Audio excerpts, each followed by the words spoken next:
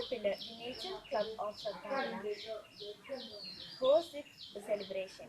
Today, we have special guest for the program. The eminent personality, Mr. Faisal Baba, is here for us today. He is a famous environmentalist from Thrissur. He is working abroad and he has wrote a lot of articles and is coordinating various environmental experiments. He is also a good resource person. Let's welcome Mr. Faisal Baba, sir. നമസ്കാരം, എൻ്റെ പേര് ഫൈസൽ ബാവ. Sadbhavana world സ്കൂളിലെ എല്ലാ കൂട്ടുകാർക്കും എൻ്റെ അഭിവാദ്യങ്ങൾ. ലോക പരിസ്ഥിതിയുമായി ബന്ധപ്പെട്ടാണല്ലോ നമ്മളിപ്പോൾ ഈ ഓൺലൈൻ വഴിയുള്ള ഈ ഒത്തുകൂടൽ. ഇത്തവണത്തെ ലോക പരിസ്ഥിതി ദിനം ഈ 5-ാം തീയതി വന്നപ്പോൾ ഒട്ടേറെ പ്രവർത്തകർ, ഒട്ടേറെ കൂട്ടുകാർ അതിൽ സജീവമായിട്ട് പങ്കെടുത്തു. നിങ്ങളും പങ്കെടുത്തിട്ടുണ്ടായിരിക്കും. ഇത്തവണത്തെ ലോക പരിസ്ഥിതി ദിനത്തിൻ്റെ സന്ദേശം എക്കോളജി റിസ്റ്റോറേഷൻ എന്നുള്ളതാണ്. അങ്ങനെ ഒരു മുദ്രാവാക്യം വരുമ്പോൾ തന്നെ അതിൻ്റെ ഏറ്റവും അടിസ്ഥാനപരമായിട്ട് ഗുണം ചെയ്യുക നിങ്ങൾ കുട്ടികൾക്കാണ്. കാരണം ഇത് നിങ്ങളുടെ ഭാവിക്ക് വേണ്ടിയിട്ടുള്ള ഒരു മുന്നൊരുക്കം കൂടിയാണ്. അതുകൊണ്ട് തന്നെ നിങ്ങളാണ് ഇതിൽ ഭാഗവാക്കാവേണ്ടത്. എങ്ങനെയൊക്കെ നമുക്ക് പരിസ്ഥിതിയെ സംരക്ഷിക്കാം? നിലവിൽ നമ്മൾ കണ്ടു കഴിഞ്ഞു, മരങ്ങൾ വെച്ച് പിടിപ്പിക്കുന്ന ഒരു രീതി പലരും പല തരത്തിൽ അത് പ്രവർത്തിക്കുന്നു. കൂടാതെ പരിസ്ഥിതി മലിനീകരണം എന്നുള്ളത് കൂടി നമ്മളിൽ നിന്നും ശ്രദ്ധിക്കേണ്ട. കാരണം മലിനമാക്കപ്പെടുന്ന ഓരോ തുള്ളി ജലവും, ഓരോ മൺതരിയും, ഓരോ വായുവിൻ്റെ കണികയും നമ്മൾക്ക് ചുറ്റും തന്നെ അത് സഞ്ചരിച്ചു കൊണ്ടിരിക്കും എന്നുള്ളതിനാൽ അത് ആത്യന്തികമായിട്ട് ഏറ്റവും ബാധിക്കുക നമ്മളെ തന്നെയാണ്. അതുകൊണ്ട് പരിസര ശുചീകരണം, പരിസ്ഥിതി മലിനീകരണം എന്നീ കാര്യങ്ങളിൽ നമ്മൾ അതീവ ശ്രദ്ധ ചെലുത്തേണ്ടതുണ്ട്. എങ്ങനെയാണ് പരിസ്ഥിതി മലിനീകരിക്കപ്പെടുന്നത്? നമ്മൾ മരം നടുന്നുണ്ടായിരിക്കാം, പക്ഷേ നമ്മൾ വലിച്ചെറിയുന്ന ഓരോ പ്ലാസ്റ്റിക്കും, വലിച്ചെറിയുന്ന ഓരോ അനാവശ്യമായിട്ട് വലിച്ചെറിയുന്ന ഓരോന്നും അത് ഭൂമിക്കൊരു ഭാരമായി അവിടെ മാലിന്യമായി നിക്ഷേപിക്കപ്പെടുകയാണ്. പ്രത്യേകിച്ച് ഒരിക്കലും അലിഞ്ഞു പോവാത്ത 5000 വർഷത്തോളം ഭൂമിയിൽ കിടക്കുന്ന പ്ലാസ്റ്റിക് പോലുള്ള മാലിന്യങ്ങൾ നിങ്ങൾ ഭൂമിയിലേക്ക് വലിച്ചെറിയുന്നുവെങ്കിൽ അത് ഈ ഭൂമിയോട് ചെയ്യുന്ന വലിയ പാതകമാണ്. അത്തരത്തിൽ പരിസ്ഥിതി മലിനീകരണത്തിൽ നിങ്ങളുടെ ശ്രദ്ധ അതീവമായിട്ട് ഉണ്ടാവണം എന്ന് ഒരു ജ്യേഷ്ഠ എന്ന നിലയിൽ നിങ്ങൾ ഓരോരുത്തരോടും അഭ്യർത്ഥിക്കുകയാണ്. ഇനി മറ്റൊന്ന്, നിങ്ങൾക്ക് ചെയ്യാവുന്ന വളരെ എളുപ്പമുള്ള ചില മാർഗങ്ങൾ എങ്ങനെ നിങ്ങൾക്ക് അത് തിരിച്ചറിയാനാവും എന്നുള്ളത് വളരെ ലളിതമായിട്ട് ഞാൻ പറയാൻ ശ്രമിക്കാം. നിങ്ങൾ ഒരു പുസ്തകവും ഒരു പേനയും എടുക്കുക. നിങ്ങളുടെ വീട് സ്ഥിതി ചെയ്യുന്ന തൊടിയിലേക്ക് ഇറങ്ങുക, പറമ്പിലേക്ക് ഇറങ്ങുക. എന്നിട്ട് നിലവിലുള്ള നിങ്ങളുടെ ആ തൊടിയിലുള്ള ചെടികളെക്കുറിച്ച് ഒരു സർവേ നടത്തുക. അതിൻ്റെ തിരിച്ചറിവ്, ഏതെല്ലാം തരത്തിലൊരു സസ്യത്തെ തിരിച്ചറിയാം: ഇലമാർഗം, തടിമാർഗം, മണം മാർഗം, പൂക്കൾ മാർഗം, അതിൻ്റെ ആകെയുള്ള ആകൃതി മാർഗം, പടരുന്നത്, വളരുന്നത്, കുറ്റിയായി വളർന്നത്, മരമായി വളരുന്നത്, പുല്ലായി നിൽക്കുന്നത്, ഇങ്ങനെ ഓരോന്നിനെയും സൂക്ഷ്മമായി നിരീക്ഷിച്ച് നിങ്ങളൊരു സർവേ നടത്തുക. ആ സർവേയിൽ ഏതെല്ലാം തരത്തിലുള്ള എലിയുടെ രൂപം, ഇലയുടെ രീതി ഏത് തരമാണ് എന്നെല്ലാം കൃത്യമായിട്ട് അതിൻ്റെ വേര്, അതിൻ്റെ തണ്ടിൻ്റെ നിറം, അതിലുണ്ടാവുന്ന പൂവ്, കായ്കൾ, അതിൻ്റെ നിലവിൽ നിങ്ങൾക്ക് അറിയുന്ന പേര്, പിന്നെ നിങ്ങൾ അത് മറ്റുള്ള മാർഗങ്ങൾ സ്വീകരിച്ചുകൊണ്ട് കമ്പ്യൂട്ടർ വഴിയോ അല്ലെങ്കിൽ പുസ്തകങ്ങളോ വഴിയോ അതിൻ്റെ ശാസ്ത്രീയ നാമം, അതിൻ്റെ വർഗം എല്ലാം സംഭരിച്ച് അത് നിങ്ങൾ ഒരു റഫറൻസ് ബുക്കായിട്ട് സൂക്ഷിച്ചു വെക്കുക. കുറച്ചു കാലം കഴിഞ്ഞ് നിങ്ങൾ അതേ പുസ്തകം എടുത്തുകൊണ്ട് അതിനെ ഒന്നും കൂടി റിവൈസ് ചെയ്യുക. അപ്പോൾ നിങ്ങൾക്ക് തിരിച്ചറിയാനാവും എന്തെല്ലാം പുതുതായി നിങ്ങളുടെ ഭൂമികയിൽ വന്നിട്ടുണ്ട്, എന്തെല്ലാം നിങ്ങളിൽ നിന്നും അകന്നു പോയിട്ടുണ്ട് അല്ലെങ്കിൽ കാണാതായിട്ടുണ്ട്. ഈ കാണാതാവുന്നതാണ് നമ്മൾ പ്രധാനമായും ശ്രദ്ധിക്കേണ്ട ഒരു കാര്യം. കാരണം ഈ കാണാതായ ആ ഒരു ചെടി ഒരു പക്ഷേ നമ്മുടെ കണ്ണിൽ മുന്നിൽ നിന്ന് മാത്രമല്ല ഈ ഭൂമുഖത്ത് തന്നെ ഇല്ലാതായിട്ടുണ്ടായിരിക്കും. അങ്ങനെ ഇല്ലാതാവുന്നതിനെ കുറിച്ചുള്ള ഒരു ആകുലത അല്ലെങ്കിൽ അങ്ങനെ ഇല്ലാതാവാനുള്ള സാധ്യതയെ ഇല്ലാതാക്കുന്നത് ഒരു പരിസ്ഥിതി പ്രവർത്തനമാണ്. അവയെ സംരക്ഷിക്കേണ്ട ഉത്തരവാദിത്വം നാം ഓരോരുത്തരും നിക്ഷിപ്തമാണ്. ഈ വിഷയങ്ങളിൽ നിങ്ങൾക്ക് കൂടുതൽ പഠിക്കാൻ സാധിക്കുന്ന ഒട്ടേറെ അറിവ് നൽകുന്ന പുസ്തകങ്ങളും നെറ്റിൽ തന്നെ ഒട്ടേറെ കാര്യങ്ങളുണ്ട്. അതുകൊണ്ട് ഈ സബ്ജക്റ്റിനെ കുറിച്ച് ഞാൻ കൂടുതൽ പറയുന്നില്ല. മറ്റൊന്ന് ജലസംരക്ഷണമാണ്. ജലം മലിനമാകാതെ സൂക്ഷിക്കേണ്ടതിൻ്റെ ആവശ്യകത നാം കൂടുതൽ തിരിച്ചറിയേണ്ടതുണ്ട്. കാരണം നാം കുടിക്കുന്ന ഓരോ തുള്ളി ജലവും നമ്മുടേത് മാത്രമല്ല, ഈ ഭൂമിയിലുള്ള സർവ്വചരാചരങ്ങൾക്കും അവകാശപ്പെട്ടതാണ്. അതുകൊണ്ട് നമ്മൾ ഒരു കുളത്തിലെ അല്ലെങ്കിൽ ഒരു കായലിലെ വെള്ളം മലിനമാക്കി തുടങ്ങിയാൽ അത് ബാധിക്കുക നമ്മളെ മാത്രമല്ല, നമുക്ക് ചുറ്റും ജീവിക്കുന്ന ഒട്ടനേകം മനുഷ്യരെയും മറ്റു ജീവജാലങ്ങളെയുമാണെന്ന് നാം ആദ്യം തിരിച്ചറിയണം. ഇതൊക്കെയാണ് ഒരു പരിസ്ഥിതി ദിനത്തിൽ നമ്മൾ ആത്യന്തികമായിട്ട് നമ്മുടെ ഉള്ളിലേക്ക് കയറേണ്ട ചിന്തകൾ.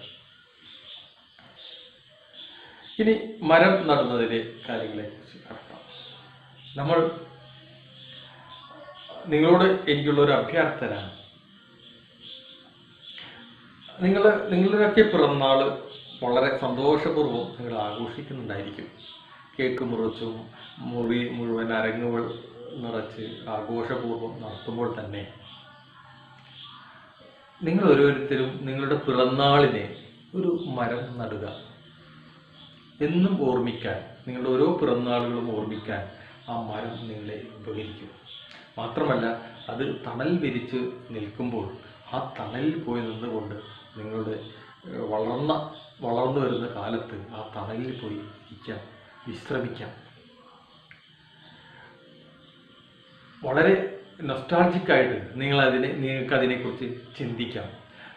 ഞാൻ നട്ട ഒരു മരത്തിൻ്റെ ചുവട്ടിൽ, അതും എൻ്റെ പിറന്നാളിന് നട്ട ഒരു മരത്തിൻ്റെ ചുവട്ടിലാണ് ഞാനിപ്പോൾ ഇരിക്കുന്നത് എന്ന്. നിങ്ങൾ ഒരു പക്ഷേ 5ാം ക്ലാസ്സിലോ 6ാം ക്ലാസ്സിലോ അതിന് മേലെയുള്ള ക്ലാസ്സിലോ ഒക്കെ ആയിരിക്കും ഇപ്പോൾ പഠിക്കുന്നുണ്ടാവുക. എന്നാൽ ഈ മരം വളർന്ന് വലിയ മരമായി തണലായി നിങ്ങളെ മുറ്റത്ത് തണൽ വിരിച്ച് നിൽക്കുമ്പോൾ അവിടെ നിങ്ങളൊരു കസാരയിട്ട് ചെന്ന് ഇരിക്കുമ്പോൾ നിങ്ങളൊരു പക്ഷേ ഈ പഠിപ്പ് കഴിഞ്ഞു ഡോക്ടറോ എഞ്ചിനീയറോ എഴുത്തുകാരനോ അല്ലെങ്കിൽ മറ്റേതെങ്കിലും തരത്തിലുള്ള വലിയ ഉദ്യോഗവും കിട്ടി ഒരു സമയം വിശ്രമിക്കുമ്പോഴാണ് നിങ്ങൾ നട്ട മരത്തിൻ്റെ തണലിൻ്റെ ഗുണം നിങ്ങൾക്ക് അനുഭവിക്കുക. ഇങ്ങനെ ആരെല്ലാമോ ഇന്നലെ നട്ട മരത്തണലിലാണ് ഇന്ന് നമ്മൾ ഇരിക്കുന്നതും വിശ്രമിക്കുന്നതും. ജീൻ ഗ്യാനോയുടെ മരം നട്ട മനുഷ്യൻ എന്ന ഒരു പുസ്തകമുണ്ട്. വൃദ്ധനായ ഒരു മനുഷ്യൻ ഒരു താഴ്വാരം നിറയെ തൻ്റെ ജീവിതകാലം അത്രയും മരങ്ങൾ നട്ട് പിടിപ്പിച്ചു കൊണ്ടിരുന്നു. അങ്ങനെ മരങ്ങൾ നട്ട് പിടിപ്പിക്കുമ്പോൾ എന്തിനാണ് ഈ മരങ്ങൾ നടുന്നതെന്ന് പലരും ചോദിച്ചു. പക്ഷെ അതിനൊന്നും അദ്ദേഹം ഇത് നാളേക്കുള്ളതാണ് എന്നുള്ള രീതിയിൽ അദ്ദേഹം മരം നടൽ മാത്രം തുടർന്നുകൊണ്ടിരുന്നു. പിൽക്കാലത്ത് ആ പ്രദേശം വലിയൊരു കാട് പോലെയായി മാറി. അപ്പോൾ ചില മനുഷ്യർ ചെയ്യുന്ന ഇത്തരം പ്രവൃത്തികളുടെ ഗുണം അനുഭവിക്കുന്നത് പിൽക്കാലത്തുള്ള മറ്റൊരു തലമുറയാണ് എന്നുള്ള യാഥാർത്ഥ്യം ഉൾക്കൊള്ളും. അതുകൊണ്ട് തന്നെ ഈ തവണത്തെ ഇക്കോളജി റീസ്റ്റോറേഷൻ എന്നുള്ളതിൻ്റെ ഗുണം അനുഭവിക്കാൻ പോകുന്നത് നിങ്ങളുടെ ഭാവി ജീവിതവും അതിന് ശേഷമുള്ള ഒരു തലമുറയും ഒക്കെ ആയിരിക്കും. അതാണ് ഈ പരിസ്ഥിതി ദിനത്തിൽ നാം പഠിക്കേണ്ട പ്രധാന കാര്യം. ഇനി നിങ്ങൾക്ക് വളരെ എളുപ്പത്തിൽ ചെയ്യാവുന്ന മറ്റൊരു കാര്യം കൂടി പറയാം. ഒന്ന്, മരം നടുന്നതിനെ കുറിച്ച് നമ്മൾ പറഞ്ഞു. ഈ മരം തന്നെ വിത്തുകൾ ഒരു മണ്ണുണ്ടയിൽ സൂക്ഷിച്ചുകൊണ്ട് പിന്നീട് എപ്പോഴെങ്കിലും നിങ്ങൾക്കത് മറ്റൊരിടത്ത് അത് എളുപ്പത്തിൽ നിക്ഷേപിക്കാം. അതുകൊണ്ടുണ്ടാകുന്നൊരു ഗുണം, ആ മണ്ണ് എന്തെങ്കിലും മഴ പെയ്ത് നനയുമ്പോൾ ആ നനവിൻ്റെ ബലം ആ മണ്ണ് അവിടെ അതിലെ വിത്ത് മുളക്കുകയും ആ ഉണ്ടയിലെ മണ്ണിൻ്റെ ബലം കൊണ്ട് അതവിടെ പിടിച്ചു നിൽക്കുകയും അതവിടെ ഒരു മരമായി വളരുകയും ചെയ്യും. നിശബ്ദമായിട്ടുള്ള ഒരു പ്രവർത്തനമാണ്. ഇത് നിങ്ങൾക്ക് വളരെ എളുപ്പത്തിൽ ചെയ്യാവുന്നതാണ്. ഞങ്ങളുടെ സ്കൂളിലെ കുട്ടികൾ അവരുടെ വിനോദയാത്ര ആനന്ദകരമാക്കിയത് ഇത്തരം നൂറുകണക്കിന് വിത്തുണ്ടകൾ ഉണ്ടാക്കി അത് അവർ വിനോദയാത്രയ്ക്ക് പോയ ഇടങ്ങളിലെല്ലാം വിതറിക്കൊണ്ടാണ്. നമുക്കൊക്കെ ചെയ്യാവുന്ന ചെറിയ ചെറിയ കാര്യങ്ങളാണ്. ആഗോള പരിസ്ഥിതിയുമായി ബന്ധപ്പെട്ട് വലിയ വിഷയങ്ങളും ആഗോള താപനത്തെക്കുറിച്ചും അതുമായി ലോകത്ത് വരുന്ന മാറ്റങ്ങളെക്കുറിച്ചൊക്കെ വലിയ വലിയ ഒരുപാട് കാര്യങ്ങൾ സംസാരിക്കാനുണ്ട്. പക്ഷെ നമുക്ക് ചെയ്യാനുള്ള ചെറിയ ചെറിയ കാര്യങ്ങൾ ചെയ്യാതിരിക്കുന്നതും വലിയ അപരാധമാണ്. അതുകൊണ്ടാണ് വളരെ സിമ്പിളായിട്ടുള്ള ഇത്തരം കാര്യങ്ങൾ നിങ്ങളുമായിട്ട് സംവദിച്ചത്. ഇനി ഈ സബ്ജക്റ്റിൽ ഒട്ടേറെ അറിവുകൾ ലഭിക്കുന്ന ഒട്ടേറെ പുസ്തകങ്ങൾ നമ്മുടെ മുന്നിലുണ്ട്. ഒട്ടേറെ ഇൻ്റർനെറ്റിൽ പോയാൽ ഒട്ടേറെ കാര്യങ്ങൾ നമുക്ക് അറിയാൻ സാധിക്കും. ആത്യന്തികമായിട്ട് നിങ്ങൾ മനസ്സിലാക്കേണ്ടത് പ്രകൃതിയിലെ ഒരു എളിയ ജീവി മാത്രമാണ് മനുഷ്യൻ എന്നുള്ളതാണ്. ഈ ഭൂമി മനുഷ്യന് മാത്രമുള്ളതല്ല, ബാക്കിയുള്ള എല്ലാ ജീവജാലങ്ങൾക്കും വേണ്ടിയുള്ളതാണ് എന്ന ബോധവും ഈ പരിസ്ഥിതി ദിനത്തിൽ നമ്മളിൽ ഉണ്ടാവട്ടെ എന്ന് ആഗ്രഹിക്കുകയാണ്. അപ്പോൾ ഒട്ടേറെ കാര്യങ്ങൾ ഇതിനകം പറഞ്ഞു കഴിഞ്ഞു. വളരെ ലളിതമായിട്ടുള്ള നമുക്കൊക്കെ ചെയ്യാവുന്ന ഒരു കാര്യങ്ങളാണ് പറഞ്ഞത്. ഈ ഇത്തരം പ്രവർത്തികളിലൊക്കെ നിങ്ങൾ മുഴുകിക്കൊണ്ട് ഈ പരിസ്ഥിതി ദിനത്തിലും നിങ്ങളുടെ ഈ കൂട്ടായ്മയ്ക്ക് എല്ലാവിധ അഭിവാദ്യങ്ങളും അർപ്പിക്കുകയാണ്. നാളെയുടെ താരങ്ങളായ നിങ്ങൾ ഓരോരുത്തർക്കും എൻ്റെ പ്രത്യേകം വിജയാശംസകൾ നേരുന്നു. എല്ലാവരും പഠിച്ച് വലിയ നിലകളിലേക്ക് എത്തട്ടെ എന്ന് ആത്മാർത്ഥമായി ആഗ്രഹിക്കുന്നു. നന്ദി, നമസ്കാരം.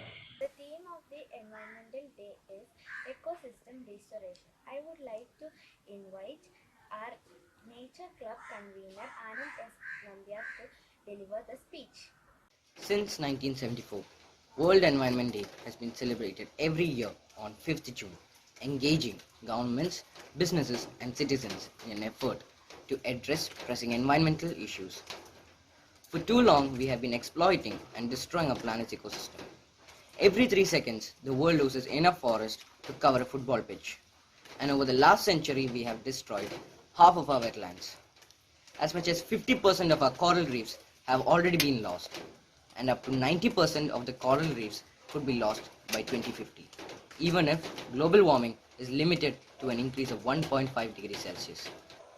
Ecosystem restoration means preventing, halting, and reversing this damage, to go from exploiting the nature to healing it.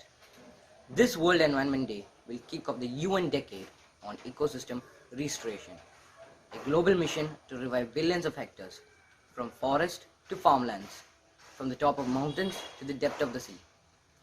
Only with a healthy ecosystem can we enhance people's livelihoods. Above all, the World Environment Day offers a global platform for inspiring positive change. It pushes for individuals to think about the way they consume, for businesses to develop greener models, for farmers and manufacturers to produce more sustainably, for governments to invest in repairing the environment, for educators to inspire students to take action, and for the youth to build a greener future. Everybody living on this planet in this moment in time can be a part of the #Generation Restoration and Ecosystem. Every World Environment Day is hosted by a different country in which official celebrations take place. This year's host is Pakistan. This year, millions of people will be celebrating digitally worldwide. You can also sign up in digital platforms to stay informed and be a part of Generation Restoration. Let's all be a part of this great initiative. Thank you. Now let's watch Caterpillar's photo gallery.